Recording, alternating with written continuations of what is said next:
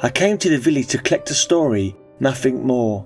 I've made a modest career gathering the tales rural communities cling to. Ghost lights, white ladies, phantom coaches, people buy that sort of thing. They always have. The villagers told it readily, with the fondness of people repeating something they've known since childhood. A man, William Hale, a century gone now, died defending a woman from a drunken ruffian on the lane beyond the churchyard. A good man by all accounts, decent, quiet. Hale had walked the same path home every night, his dog trotting faithfully at his heel. They were inseparable, the pair of them, except for the night he died. That night, the dog had been ill, and so the man went alone. When the man never came home, the dog began to whine, and continued to do so until the body came home to be laid out in the front room. The dog sat by the coffin for the 3 days that Hale lay in repose, and followed it the next day, head low.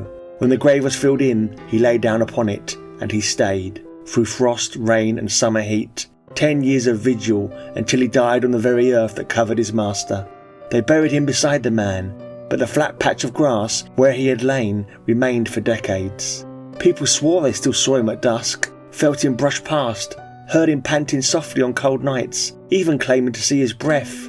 I wrote all this down dutifully. I've always been a skeptic. My job is to recall what people believe, not to believe it myself, and certainly not to embroider it with personal experiences. But something happened last night, and though I will never put it in the book, I can set it down here, privately, if only to steady my own thoughts.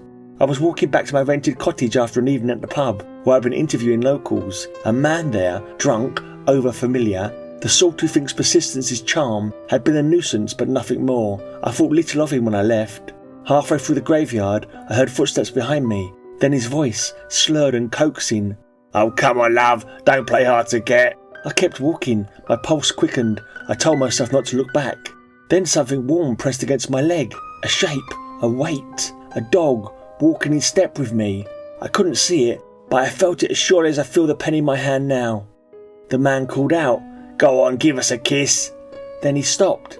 There was a growl, a sharp intake of breath, a startled cry, and then the sound of someone stumbling away at speed, crashing through the dark like a frightened child. The warm presence stayed beside me until I reached the gate. Then it was gone.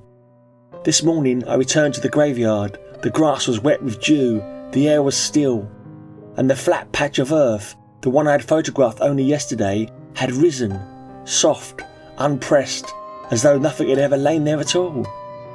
The villagers say the dog kept vigil for his master, but I think that he was waiting for something else, for the moment he missed, for the chance to protect someone, as his master once did, for the opportunity to forgive himself. He found it last night, and now the vigil is over.